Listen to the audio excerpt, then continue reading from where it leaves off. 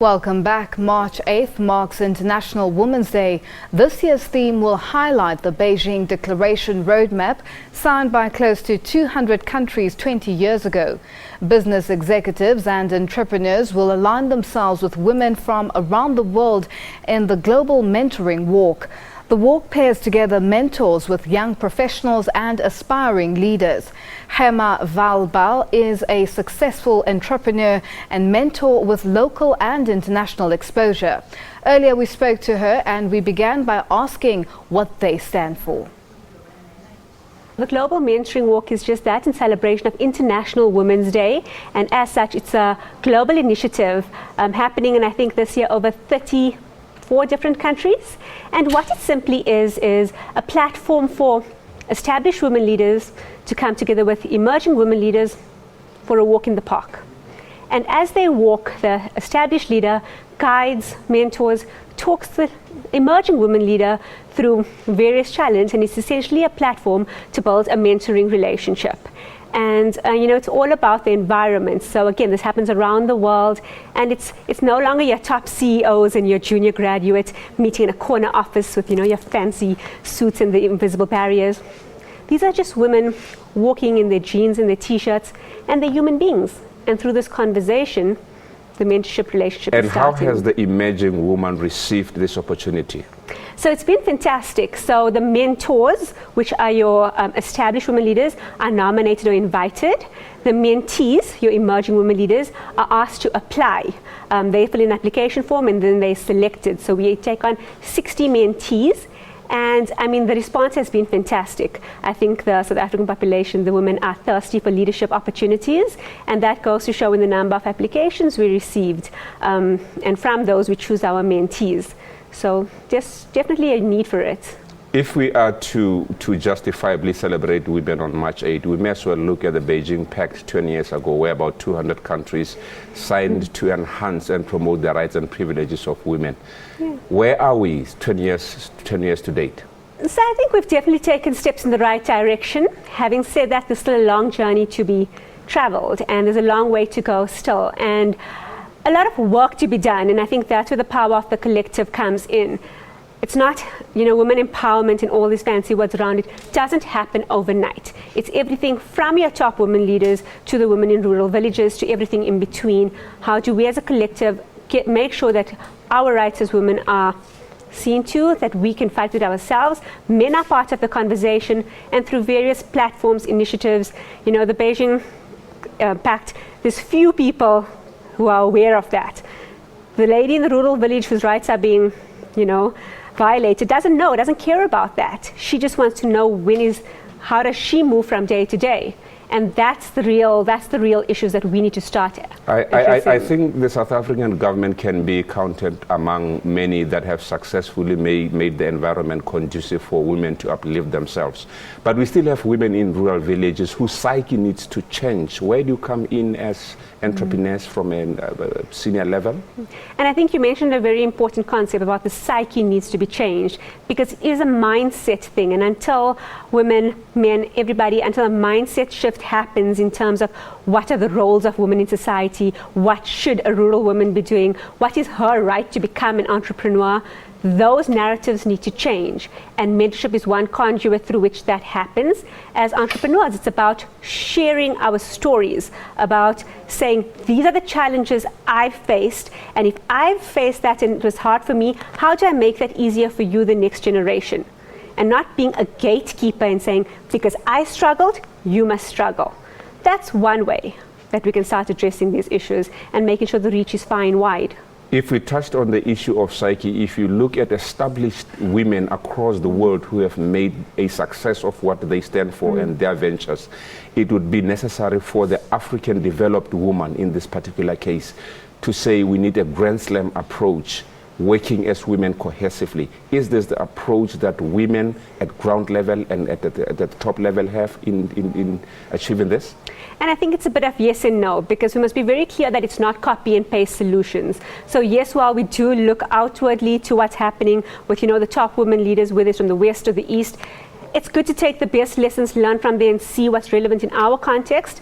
But in the same way, what's the right way to establish leaders in corporate environments, to leaders in entrepreneurs, or women leaders at whether it's rural level or school level are different. And that needs to be addressed on an individualistic, or at least in those sort of categories, before we start seeing the change and how that happens effectively, if that makes sense. There must be those critical challenges that we are faced with as women in the business sector, especially competing with your male counterparts. What are those challenges?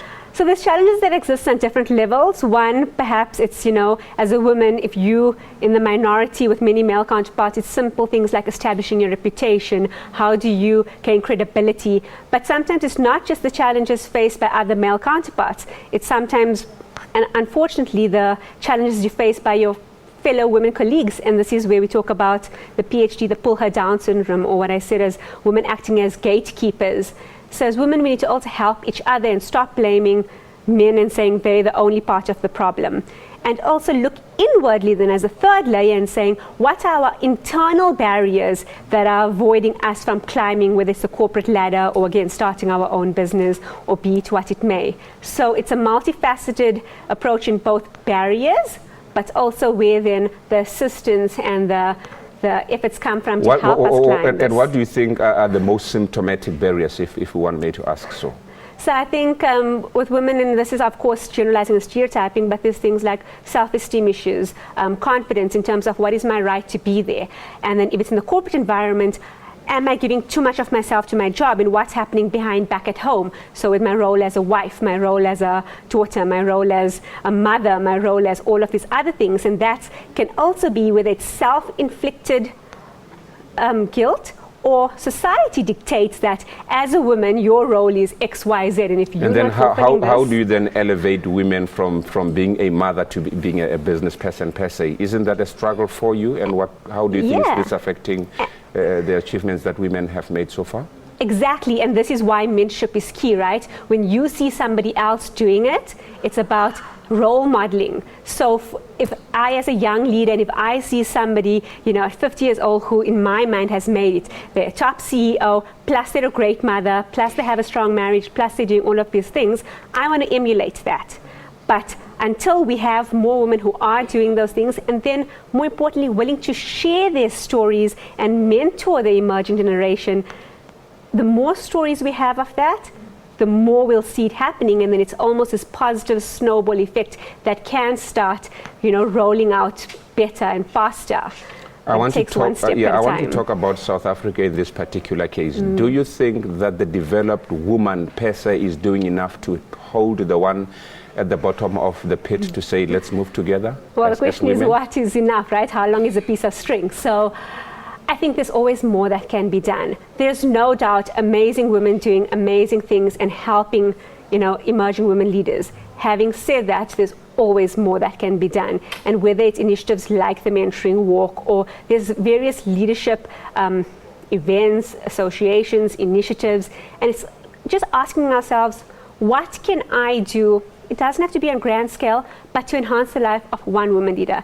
And in my own life as a woman leader, how am I behaving around the leaders, emerging leaders in my space, and those ahead who I'm looking forward to? Because this exists, people have this idea that it only exists in the boardroom, right? But it's in every scope of our life. What does society dictate? And how do we change those norms? What does the corporate environment dictate? And again, for me, I fundamentally believe that men need to be part of this conversation, because it's not about a boardroom full of women either. Tell me, if I were to ask, how do you want men to be a part of this? And it's about... How do you expect them to contribute, if one were to be accurate to that point? So everything from the role of a husband in terms of supporting his wife in her growing her initiatives, everything to the role of fathers, the way they bring up their daughters in terms of, you don't have to just be a nurse or a teacher. Go on and be an engineer. Go on and be an investment banker. To the roles of our sons. I read an amazing saying saying, we're starting to bring up our daughters a lot more like our sons, and that's great. But when are we going to start bringing up our boys a lot more like how we bring up our daughters, to have them think in that way? And then on all three of these levels, from childhood to the role of, like I said, the husband, the man, to the role of the father, when those roles are also nurtured properly, that can be a huge step forward for women empowerment.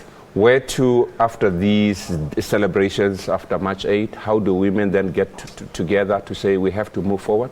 Absolutely. So again, the initiative, the International Women's Day Mentoring Walk, is just the beginning to build a mentoring relationship. Through my company, The Passionate Professional, that's what we do. Mentorship, fully focused, not on the side, not on top of, not as well as. It's our focus. So we have events, training, consulting, communities built throughout the year. So there's a lot of continuity. Once you come through this event as a mentee, we help you facilitate your relationships with your mentors. We provide other platforms for you to do leadership training. We have the skills. We're busy founding the first school of mentorship, which is very exciting for us. First school of mentorship in the world, but it's going to be an African product. So that's where we start having people deal with mentorship, again, as a full focused leadership development tool. So this is just the beginning as where women can use mentorship to start growing and developing. Am I invited to join in the mentoring walk? Well, you are, because I'll be very excited to tell you. So March 8th is International Women's Day, so we're doing a Women's Day mentoring walk. But August, which is South Africa's Women's Month actually, we're doing a he for she mentoring walk. And that's where, like I said, my personal belief is getting men as part of this conversation. So this is my personal invite to you to be a mentor on that walk, and hopefully bring many of your colleagues with you, and let's do this together. That's all we have time for on the news at 8. I will be back with more news on your world at 9 p.m. Central African Time.